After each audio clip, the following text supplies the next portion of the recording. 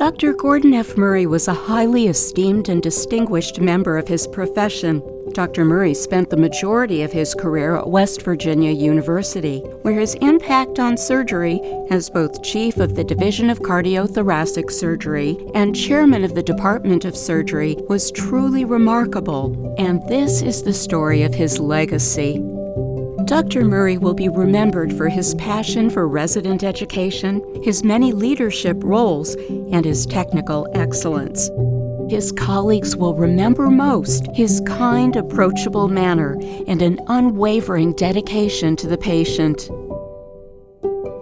Gordon F. Murray was born on January 8, 1939, in Muskegon, Michigan. The son of teachers, Gordon was the youngest of two boys. Gordon knew from an early age that he wanted to be a surgeon. He attended the University of Michigan Medical School in 1959.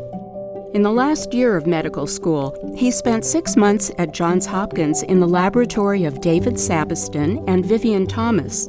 This would be a transformative time for the young Dr. Murray.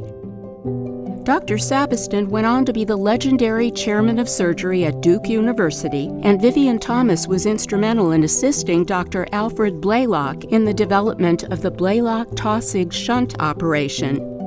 While in medical school, Gordon met the love of his life and future wife, Sharon Lynn Marsden, on a blind date. 1963 would prove to be a momentous year in Gordon's life. After graduating from medical school, Gordon and Sharon married on June 15, 1963. Later that same year, Dr. Murray began his surgical training at the Johns Hopkins Hospital under the renowned surgeon Dr. Alfred Blalock, considered by many to be one of the fathers of modern cardiac surgery. Following the passing of Dr. Blalock in 1964, Dr. Murray completed his 4th year of surgical training at the Massachusetts General Hospital and then returned to Johns Hopkins, where he served as chief resident and young faculty member, and where he helped former STS president Dr. Vincent Gott perform the first heart transplant at the Johns Hopkins Hospital.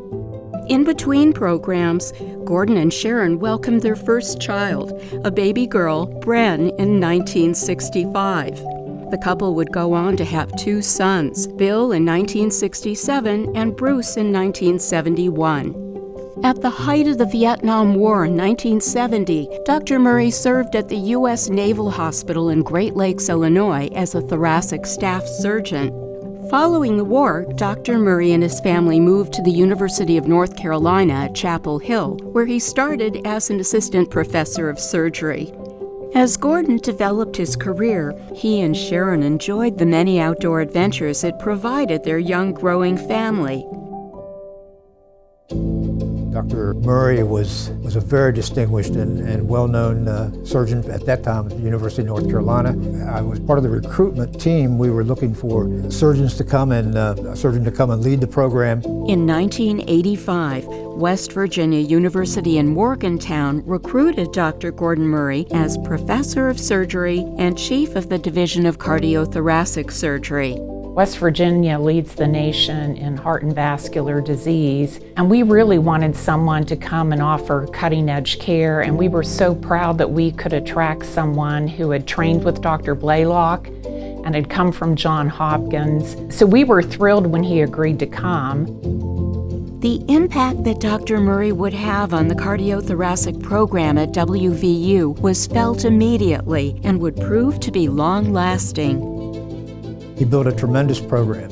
The surgical volume was very high because he was an expert surgeon. He developed a very solid training program. We knew we were getting a master surgeon, but what pleasantly surprised us is we were also getting a master educator and a very skilled administrator, a leader, and an innovator. And what he brought to our state and to our organization was so much more than just heart surgery. We quickly became one of the more productive cardiothoracic surgical programs, and it was all because of Gordon's leadership. For the next 18 years, Dr. Murray would serve WVU as chief of the Division of Cardiothoracic Surgery from 1985 to 2003 and chairman of the Department of Surgery from 1987 to 1998. During his long tenure at WVU, Dr. Murray was intricately involved in the program and served on multiple medical school and departmental committees.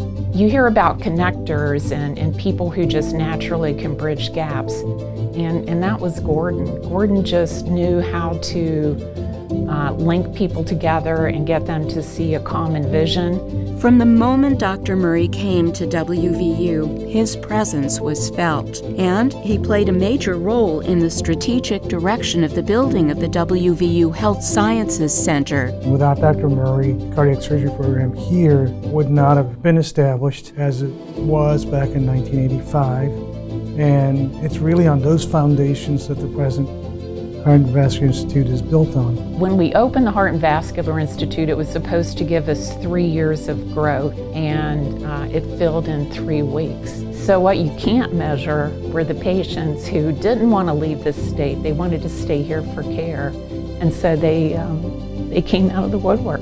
Resident education was a lifelong passion of Dr. Murray, and because of his excellent skill set and his teaching style, he created lasting impressions on the many residents that walked through the doors of West Virginia University. You know, I was a junior resident with Dr. Murray, and he was just superb all around. And I will tell you, the one thing that has stayed with me all these years about Dr. Murray is was just totally dedicated to that patient in the operating room. Residents from around the country that come up to me at national meetings and say, you know, I was Gordon Murray's resident, and it's a badge they wear proudly. At his very core, Dr. Murray was a teacher. He believed that you had to learn by doing. He enjoyed using historical references in his discussions with residents, and his office door was always open to them. I had finished my residency in surgery here, and Dr. Murray actually hired me on as a junior attending on trauma surgery. And just so happened, and I'm a brand spanking new attending, and a patient came in injured after a car accident, and he treated me like a professional equal in the care of that patient. So that just shows you the kind of person that Dr. Murray was. In addition to his work with WVU, Dr. Murray believed strongly in the value of voluntary leadership contributions to the specialty of cardiothoracic surgery. He was involved at the national level with a multitude of specialty societies, with decades of leadership roles that culminated as president of the Halsted Society, president of the Southern Thoracic Surgical Association, and president of the Society of Thoracic Surgeons. Dr. Murray's service in these national leadership roles within the STS in particular had a tremendous impact on this specialty. With that prominent role that he played in the stewardship of our specialty is how he was nationally known. And speaking around the globe and around the country, bringing that signature here to West Virginia was an important contribution. Dr. Murray retired from WVU in 2006. Shortly thereafter, he and his wife Sharon moved to their new home in Southport, North Carolina, where they remained active, enjoying visits with their children and 6 grandchildren. After his retirement from WVU, the program that he was instrumental in building had some challenges, and he was called upon once again. He was very instrumental in helping to recruit Dr. Vinay Bidwar. He helped us create a vision for what a heart and vascular program for West Virginia should look like, to see what we could do to better serve the patients of West Virginia and the region. After Dr. Vinay Bidwar was recruited to WVU, Dr. Murray had one final wish for his successor. Vinay, no matter what you do, before I die, please make sure you reestablish the cardiothoracic surgical residency program. And our first residence started in July of 2018.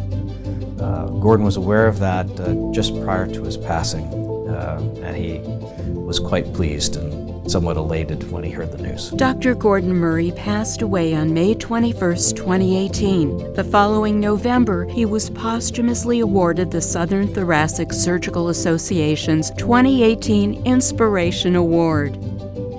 With all of the accomplishments and accolades throughout Dr. Murray's career, what the people who knew him remember most is the human being he was and his ability to lead with great success. The purpose of this library is not only to pay tribute to Dr. Gordon F. Murray, but also to provide a space for and to inspire all current and future residents and fellows of West Virginia University. Dr. Murray's 2010 Society of Thoracic Surgeons presidential address, "Though medicine can be learned, it cannot be taught," was perhaps not just a final speech, but a prophetic look back on a remarkable life and career that was marked by excellence in every way. It is likely your judgment will not involve a simple decision, but will be a process that begins with acquiring the right information and continues through execution. All of the 6 concepts of quality patient care I have emphasized this morning depend on the thoughtful acquisition and application of such judgment. Good judgment is critical to the fundamental success of the educational and clinical missions of our extraordinary profession. Again, thank you for the wonderful opportunity you have given me to serve as your president.